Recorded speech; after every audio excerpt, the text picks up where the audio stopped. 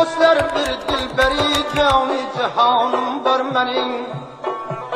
Arezi gül kavmeti servi revanım var menin. Hırkatımda roz şebavu kılanım var menin.